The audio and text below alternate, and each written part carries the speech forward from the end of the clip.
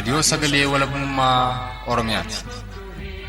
Raadiyoon sagalee walabummaa Oromiyaa karaa marsariitii independent.oromia.org torbanitti yeroo lama kan isiniif dhiyaatu amma jalqaba. Raadiyoon sagalee walabummaa Oromiyaa akeeka qabsoo kan saba Oromoo bilisaaf biyya Oromoo walab sirna dimokiraasii faqaan bulu deebisanii gadi dhaabuuf godhamu deeggara. Akeeka qabsoo kana babal'isuufis hojjeta. Birmadummaan Oromoo dafqa dhiigaaf lafee ilmaan Oromoon dhugooma jedhee amana. Dhaggeeffattoota isaas wareegama qaalii kanaaf kakaasuuf carraaqa. Kun raadiyoo sagalee walabummaa Oromiyaati.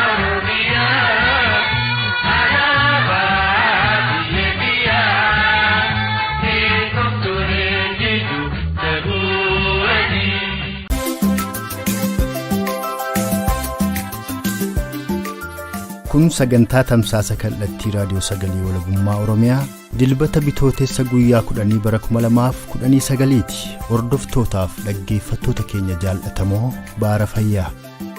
Sagantaa keenya kanaan marii dhimma yeroo Oromoof Oromiyaa irratti muum'effatu kan waa'illi keenya seenaa bal'inaa hayyuu Oromoo obbo Moosisaa Oosaa waliin taasiftetu isiniif dhiyaata. Dursa oolmaa Oromoof Oromiyaa guyyaa irraa ilaalchisuun odeeffannoolee gaggabaaboo isin dhageessisuun gara marii keenyaatti tarkaanfanna. Dilbata irraa ganama barii toora sa'a 12tti godina Gujii lixaa Haanaa Gumii Eeldalloo ganda ijaartuu jedhamu keessatti dhukaasa humni liyyuu poolisii naannoo Somaalee mootummaa koloneeffataa Impaayera Itoophiyaa Dr. Abiyyiin durfamuun deeggaraman uummata Oromoo irratti bananiin manneen jireenyaa, beelladootaa fi lubbuun Oromoota danuu gaaga'amu odeeffannoo maddeen keenya gamasiirraa argannee beekuun danda'ameera. Halkan edaa jechuun bitootessa bultii 9 bara 2019tti godina Baalee magaalaa Ginniir keessatti poolisoonni federaalaa mootummaa koloneeffataa Impaayera Itoophiyaa dargaggoota nagaa irratti dhukaasa banuun dargaggeessa Abdul Fattaa Ismaa'il jedhamu battala ajjeesuu fi kanneen 3 ta'an ammoo madeessuun kan madaanis yeroo ammaatti hospitaala magaalaa Ginniir keessatti argamutti kan yaalamaa jiran ta'uu odeeffannoo maddeen qabatamoo gamasiirraa arganneen beekuun danda'ameera. Guyyaadhuma walfakkaataa sanbata duraa kaleessaa bitootessa bultii 9 bara 2019tti godina Wallagga lixaa magaalaa Calleyaa Yekkaa keessatti saamichi guddaan uummata Oromoo irratti raayyaa ittisa biyyaan gaggeeffamaa oole ta'uun yoo dhaga'amu, saamicha kanas gaggeessan maqaa sakattaa waraana bilisummaa Oromoof deeggartoota isaa jedhuun raayyaan ittisa biyyaa magaalaa Calleyaa Yekkaa seenuudhaan bakka uummati bitatee itti gurguratu gabaa magaalaa Calleyaa keessatti qotee bulaa Oromoo akkasumas Oromoota magaalaa Calleyaa irraa bilbila harkaa kuntaala yookaan jooni'aa tokkoo fi maallaqa hojiidhaa kaan gurguratee harkaa qabu kaan immoo waattiin bitatuuf gabaatti ba'ee guutummaa guutuutti saamanii kan oolan ta'uu odeeffannoo gamasii arganneen beekuun danda'ameera. Akkuma waliigalaatti saamichi ajjeechaan butanii dhabamsiisuun ukkaamsaan sakatta'an maqaa waraana bilisummaa Oromoon lixa Oromiyaa fi kibba Oromiyaatti raayyaa ittisa biyyaan gaggeeffamaa jiru akkaan jabaatee kan itti fufee jiru ta'uu isaati. Odeeffannoo gaggabaabaan ammaaf harkaa qabnu kana fakkaata.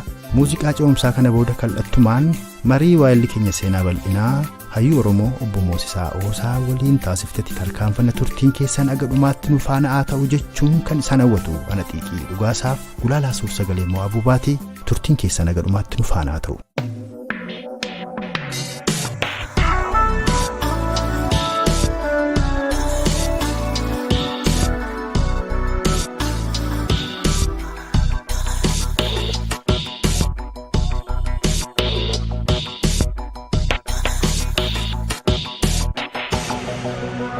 Dhiyeenya kana waa'ee laftii qotee bulaa Oromoo iyyama malee manootii waliin jireenyaa irratti ijaaramanii namoota biroodhaaf qoodamuu wajjin walitti qabatee magaalota Oromiyaa hedduu keessatti fincilli gaggeeffamaa turuun ni yaadatama. Hiriirri nagaa kun waa'ee lafaatii haa jedhamuyyuu malee dhaadannoon hiriira nagaa kana irratti dhageessifamaa turan hedduun isaanii kan jaarmiyaa OPDO balaaleffatan adda bilisummaa Oromoo fi waboommoo dhaadheessan yookaan jajan keeyyatti 39 hojiirra nuuf ooluu mirgi hiree isaa ofii murteeffachuu Oromoodhaaf haa mirkanaa'u kan jedhu ture. Yeroo dhaadannoon kana ilaallu gaaffiin Oromoon waa'ee dhuma lafaa qofaadha jechuu dandeenya moo Oromoon ammayyuu gaaffii hin deebi'iniif qaba jechuu dandeenya. Isa kana akkamittiin ilaalta obbo Moosisa?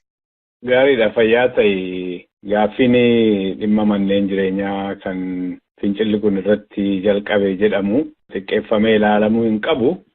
Gaaffii guddaadha.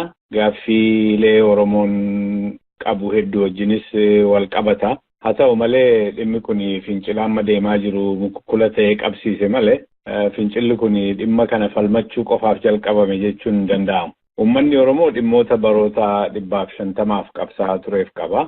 Kan ammallee bakka hin gahin jechuudha. Kan qabsaa'aa tureefis mirga uummata biraa sarbuuf yookaan qabeenyaaf biyya uummata biraa saamuuf yookaan immoo aadaa fi afaan uummata biraa balleessuuf uummata biraa irratti roorrisuuf miti. Kan inni qabsaa'aa tureef mirga uumamaan kennameef darbees mirgoota akka mirga siyaasaa, mirgoota ikoonoomii, mirgoota hawaasummaa, mirga aadaa fi afaan isaa kunuunfachuu, guddifachuu, gonfachuu, biyya isaa irratti abbaa ta'uuf, mirga hiree isaa ofii murteeffachuuf, waanjoo gabrummaa irratti fe'ame jalaa ba'uuf, mirga uumamaan kennameef kanneen akka mirga lubbuu isaaf ittisa qabaachuu, mirga bilisummaan jiraachuu, mirga hojjetee horachuu qabaachuu, mirga humna isaa cuucuu fi roorrisuu irratti qabsaa'ee kuffisuu. Kanaaf qabsaa'aa ture, ammallee kanaaf qabsaa'aa jira. Mirgoonni kun ammallee bakka hin geenye uummata Oromootiif. Uummanni Oromoo dammaqaadha. Mirgoonni inni falmatu walqabatoo fi kan adda addatti ilaalamuu hin dandeenye ta'uu isaa bareechee beeka. Hundeen gaaffii isaa hundaa hiree isaa ofii murteeffachuu fi biyya isaatti abbaa ta'uudha. Abbaa biyyummaa gonfachuudha. Har'a kondominiyeemii Oromoo mirga Finfinnee irratti abbaa ta'uu qabaachuu, iftaan immoo mirga Adaamaa irratti abbaa ta'uu qabaachuu fi akkasitti qabsaa'uun tooftaa qabsoo gaarii akka hin taane ta'uus akka hin dandeenye bareechee beeka. Kanaaf yeroo rooroon itti hammaatee ka'ee mirga isaa hundaaf qabsaa'a. Gaaffiin inni hiree isaa murteeffachuuf kaasee deebii waan argataniif waa'ee keeyyata 39 hojiirra oolchuu ni kaasa yeroo hundumaa hin barbaada. Isaafis ni qabsaa'a. Rabraa abaa'oof waboon irree isaaf gaachana isaa ta'uu waan beekuuf sochii mootummaan kunii fi qixxeeyyoonni isaan balleessuuf godhan balaaleffata. Yeroo ummatoonni Oromiyaatti naanna'anii jiran hidhannoo jabeeffachaa jiranitti waboon hiikkachiifamuun qabsoo Oromoo akka hubu akka gaariitti hubata. Kanaaf dura dhaabbata. Abaa'oonis qabsoo baroota 50 godheeni mirga hedduu ummata Oromoo gonfachiisuu waan beekuuf abaa'oos hin jaallata. Gara fuulduraatti illee qabsoo isaa abaa'ootti amana. Waa'ee OPDO laalchisee baroota 27 diina wajjin taatee uummata keenya hidhaa, ajjeesaa fi dararaa akka turtee fi yeroo wayyaanee wajjin kufuu jala geessetti umurii dheereffachuuf darbees immoo qabsoo diina taatee dhabamsiisuu dadhabde fira fakkaattee ajjeesuuf akka dhufte amma hubachaa dhufee jira. Murni waggaa 27 uummata Oromoo saamaa hidhaa ajjeesaa ture baatii 6 fi 10 keessatti jijjiiramee fira uummata Oromoo ta'uu akka hin dandeenye amma akka gaariitti hubatee jira uummanni Oromoo. Gartuun kuni Oromummaa caalaa Itoophiyummaa akka dhaadhessuu argee jira uummanni Oromoo. Humnoota impaayirichaa kanneen federaalizimii balleessuuf qabsaa'an gammachiisuuf jecha waan mootummaan OPDO amma gochaa jiru kana akka gaariitti argeera. Yeroo uummanni Oromoo daangaa adda addaa irraa buqqifamuu, uummatoota itti naanna'anii jiran tokko tokko hidhatanii jiraniin immoo itti roorrifamuu, uummata Oromoof dhaqee gargaarsa waan hin godhiniif waan hin dirmatiniif uummanni Oromoo argeera OPDO eenyu akka taate. Gabaabaatti uummanni Oromoo OPDO irraa amantaa hin qabu. Kanaaf qabsoo isaas itti namanu. Kanaaf amma balaaleffachuutti jira. Gabaabaatti gaaffii kee deebisuu fi warraaqsi kun dhimma manneen jireenyaa qofaaf deemsifame jechuun hin danda'amu. Qabsoo Oromoo walumaa galatti geggeessuudhaaf ka'ee fincilli kuniin jedha. Haa ta'u egaa amma akkan sirraa hubadhutti qabsoo sabni Oromoo jaarraa tokko oliif geggeesse ammasitti jiru kuni wanta argamsiises qaba. Haa ta'u malee gaaffiin Oromoon gaggaafatu gurguddaan ammayyuu hin deebi'in jiru. Kanaafi qabsoon Oromoo goolabameera jechuu hin dandeenyu waan jedhu fakkaata yaade ati qabda. Karaa biroo immoo qaamonni qabsoon Oromoon geggeessaa ture injifannoodhaan goolabameera yookaan xumurameera. Kana booda fincila kaasuu hiriira nagaa geggeessuun hin barbaachisu. Amma wanti barbaachisu yoo jiraate mootummaa kana tumsuudha. Wanti diigamuun irra jiru hundumtuu diigameera gatii ta'ee fi ijaarsatti seenuu qabnaa jedhanii waan akka hiriira nagaa warri discourage godhan yookaan immoo booddeetti deebisan jiru. Egaa wanti amma ta'aa jiru keessumaa hiriirri nagaa gidduu kana ho'ee akka kanatti magaalota hedduu keessatti geggeeffame kana jechoota qaama kanaa wajjin akkamittiin ilaalta obbo Moosisa? Gaariidha, kun gaaffii bareedaadha. Waan kana osoo warra akkas jedhee dubbatuu fi ololu hin beeknu ta'e qoosaaf jedhama jennee kolfinee bira taruu dandeenya turre. Amma garuu akka qoosaaf hin jedhamne waan beeknuufi deebii barbaada. Kanaaf mee dura Oromoon bilisoome maal fakkaata? Attamitti jiraata? Gaaffii jedhu adeebifnu. Erga gaaffii kana deebifnee booda waan jarri kun jedhan wal bira qabnee ilaalla. Akka dhaggeeffatoonni keessan murtii mataa isaanii kennaniif jechuu kooti. Oromoon bilisoome hiree mataa isaa ofii murteeffata. Hariiroo Itoophiyaa fi uummatoota ollaasaa wajjin qabu dhiibbaa tokko malee fedhii isaatiin irratti murtii dabarfata. Mirgi kun ammallee bakka hin geenye Oromoodhaaf. Kanaaf Oromoon bilisoomeera yemmuu jedhan maal jechuu isaanii akka ta'e naan galu. Kan biraan Oromoon bilisoomee biyya isaaf qabeenya isaa irratti abbaa ta'a. Lafa isaa irraa humnaan hin buqqifamu. Qabeenyi isaa irraa guuramee osoo uummati isaa beela'uu fi biyyi isaa misoomaaf bo'uu uummatoota biraa hin qallabu, hin misoomsu. Raayyaan ittisaa PRDF isatti roorrisu, isa ajjeesu, mana isaaf qabeenya isaa irratti gubu ittiin hin qallabamu qabeenya Oromootiin utuu Oromoon bilisoomeera ta'e. Meeshaa raayyaan ittisaa PRDF ittiin uummata keenya ajjeesu maallaqa uummanni keenya kaffaluun bitamaaf utuu Oromoon bilisoomeera ta'e kun ta'uu hin danda'u ture. Kan biraan Oromoon bilisoomee afaan isaatiin tajaajila mootummaa federaalaa argata ture. Afaan isaa osoo afaan tokko wajjin illee qabeenya Oromoo waliin saamin akka guddatu carraa argata ture utuu Oromoon bilisoomeera ta'e. Afaan isaatiin amma sadarkaa oliitti amma yuunivarsiitiitti ijoollee isaa barsiifata ture. Afaan isaa silaa afaan saayinsii ikoonomii, afaan saayinsii militarii yookaan lolaa, afaan saayinsii adda addaa ta'a ture. Har'aa akkasittiin jiru Oromoon. Amma kutaa 8tti afaan isaan ijoolleen isaa baratti isayyuu immoo kutaa 6tti gad deebisuuf yaalamaa ture yeroo dhiyoo. Garbiraan Oromoon bilisoome osoo seera tokkollee hin cabsin mirga isaaf waan falmateef, hiriira waan ba'eef karaa irraa butamee hin hidhamu, hin reebamu, dhandhi isaa hin hirrifamu, hin ajjeefamu. Kun hundi har'a ta'aa jira abaa'oo deeggartu jechuudhaan. Oromoon bilisoome rakkoo akkasiin argatu ture Oromiyaa bilisoomte keessatti. Kan biraan Oromoo bilisoome irratti mootummaan xayyaaraan boombiin roobsu. Keessattuu mootummaan wareegama uummata Oromoon aangootti ol ba'ee akkasiin godhu. Utuu Oromoon bilisoomeera ta'e. Egaa qabxii baay'ee tarreessuun ni danda'ama. Ammaaf asuma irratti dhaaba waan jechuu barbaade ifaanatti fakkaata. Amma gaa dhaggeeffattoonni keessanii qabsoon Oromoo injifannoon xumuramee jira yookaan immoo hin xumuramne isa jedhu murtii mataa isaanii kennuu danda'u. Ani kanan jedhu haala kana keessatti kanneen Oromoon bilisoomee jira jedhan yookaan hiikkaa bilisummaan beekanii yookaan immoo beekaa uummata Oromoo fanfaajjessuun akka inni qabsoo isaa laaffisu gochuuf carraaqaa jiru natti fakkaata. Ilmaan Oromootuma saraa mootummaa qabatee jira. Isaan tumsaa malee hin morminaa. Isaan hin mormuun tokkummaa Oromoo irratti bobba'uudha. Uummattoonni kaamis Oromoon biyya bulchuu fi walii isaallee bulchuu hin danda'u nuun jedhu fi kan kana fakkaatu jechuun uummata Oromoo fanfaajjessuu yaalaa jiru. Gabaabaatti uummata Oromoon yoo si hacuuce, yoo si ajjeese, yoo mirga keessa arbee ciisii fudhadhuu jechaa jiru. Ofii isaaniitii garuu sabboonummaa Oromoo balaaleffatu. Oromoo kutaan adda addaa qoodanii qabsoosaa dhabamsiisuuf hojjetu. Oromummaan guddatee Itoophiyaa'ummaa haguuge jedhanii sabboonummaa Oromoo kan mirga hamma ammaatti arganne nu gonfachiise dhiifnee Itoophiyaa'ummaa karaa dhessinu barbaadu. Gabaabaatti waan isaan jedhan qofaa osoo hin taane waan isaan hojjechaa jiranis kan faayidaa Oromoo fi Oromummaa mormu ta'ee mul'ata. Oromoo sabboonaan tokko isaan kanarratti qabsaa'uu malee dhaggeeffachuu fi jecha isaanii kanaan gowwomee qabsoo laaffisuu hin qabuun jedhan gara kootiin. Akkuma beekamu qabsoon hundumtuyyuu kaayyoo jalqabuuf qaba. Lafa ga'ee immoo dhaabbatu qaba. Atis akkuma sila jette sabni tokko bilisoomeera kaayyoo isaa galmaan gaateera. Hin gaanne yoo jedhame waan ittiin ilaalamu qabxii tokko lafa keesseetta.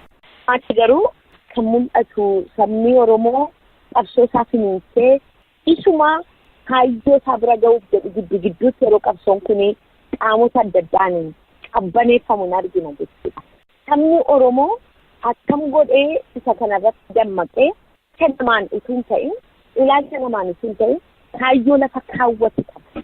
Waan gaafa xinaa deebi'eeraa jedhu kana amma deebi'uutti akkam godhetti cichuu danda'a? Maal fa'aa sirreeffachuu danda'a jetteetu yaadda? Kuni gaaffii baay'ee gaariidha. Akkanaa galetti yeroo uummanni Oromoo roorroon itti baay'atee ka'ee qabsoo isaa finiinsee iddoo tokkoon ga'uuf jedhutti sagaleen tokko kan uummata Oromoo qabbaneessanii qabsoo isaa gara boodaatti deebisanii yookaan qabsoo isaa iddoo sanatti dhaabanii eeganii hin ka'u hin argina. Uummanni Oromoo qabsoo isaa keessatti tarkaanfii tokko fudhachaa deema.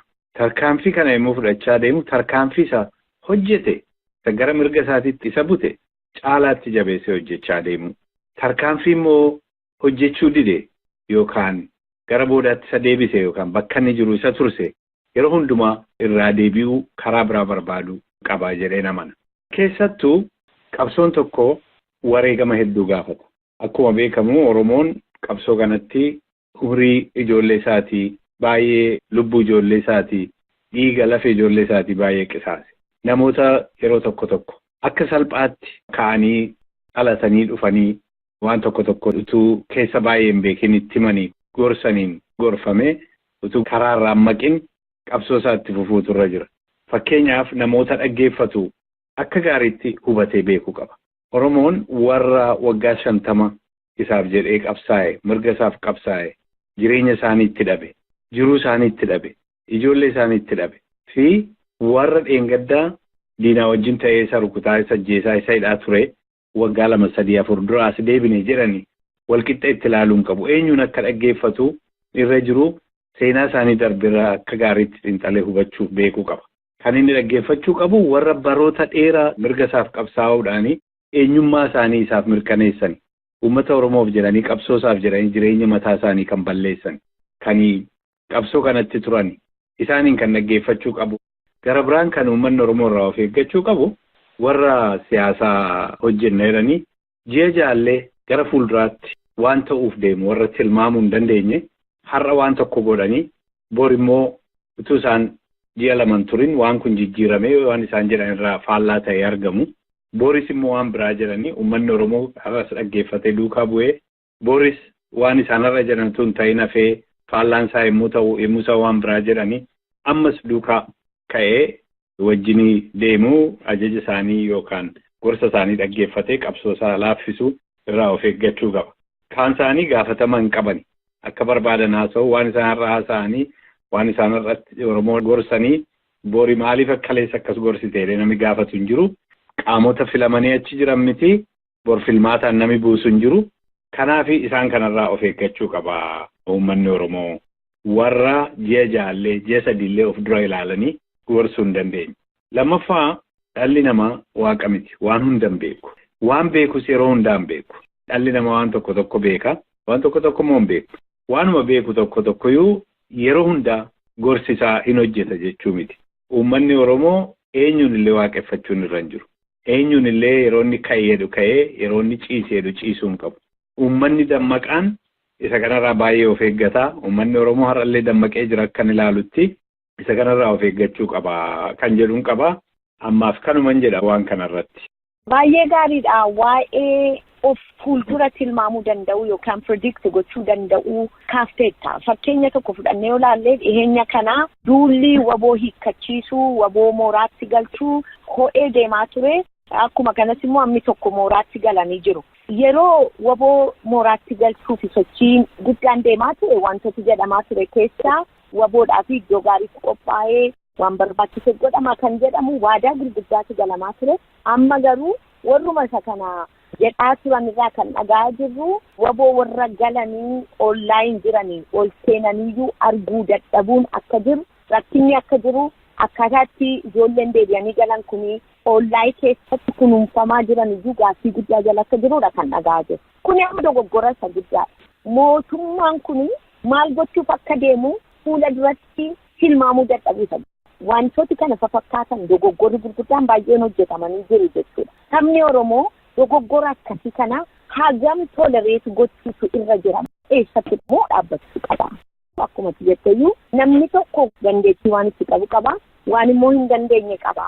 Sabni Oromoo inni kun akkas ta'eera. Inni kun immoo akkas hin taane jedhee waan ittiin madaalu waan ittiin galma ga'uusaa tilmaamee ilaalu qabaachuu hin qabu. Kana akkamittiin ilaalu? dogoggorri akka amma ati kaaftee kuni baay'eetu godhamaa jira, baay'eetu godhame kanaan duras.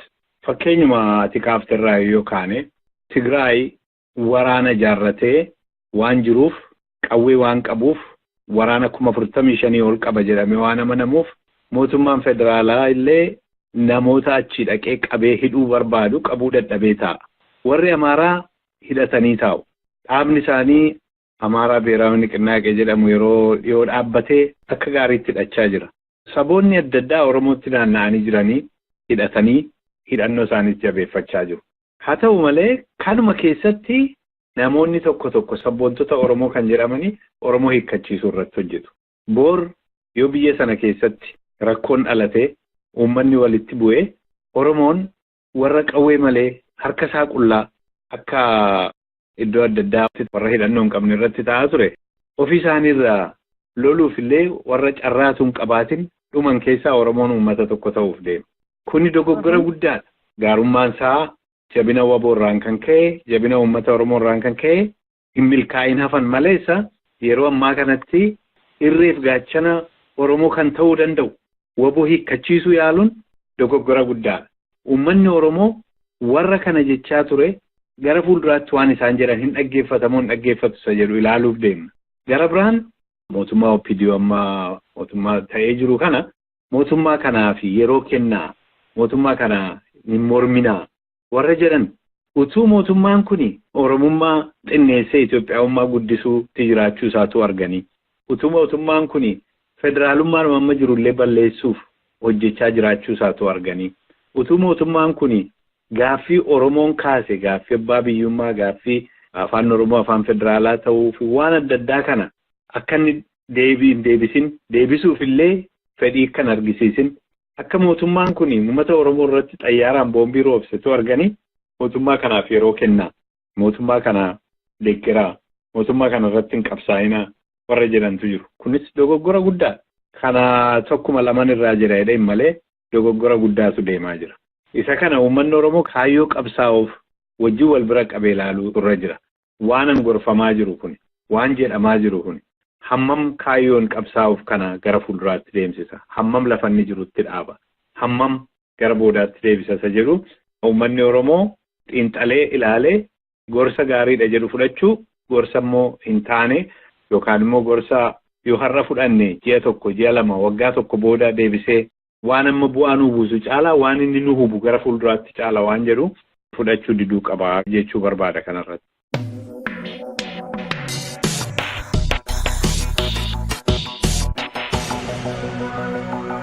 Mariin waa'elli keenya seenaa bal'inaa dhimma yeroo Oromoo fi Oromiyaa irratti hayyuu Oromoo obbo Moosisaa Oosaa waliin taasiftee arma irratti obba'eera. Waa'ela keenya seenaa bal'inaa fi hayyuu Oromoo obbo Moosisaa Oosaa yaada isaaniif guddoo galatoonfannaa sagantaa keenya guyyaa har'aas wallee warraaqsaa gabaabaa tokko isin afeeruun kana gaasinitti dhaammatu na xiiqi dhugaasaaf gulaalaa suur sagalee mo'aa buubaatii humaan nama borii ni tolchinna.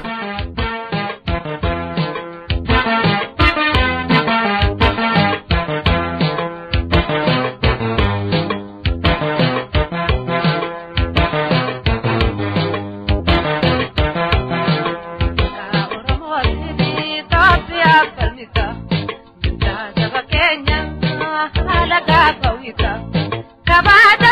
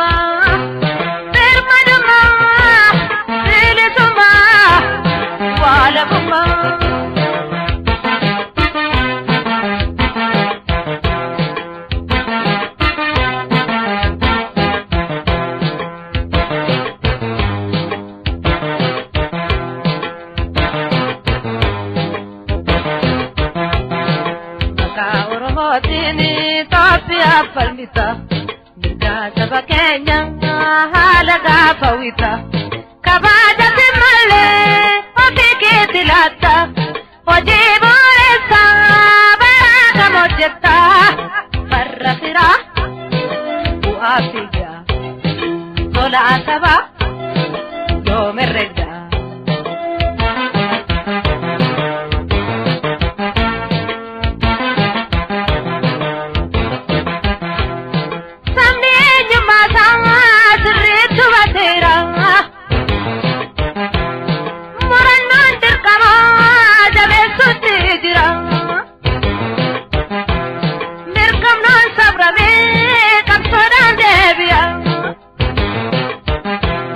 Walabummaan,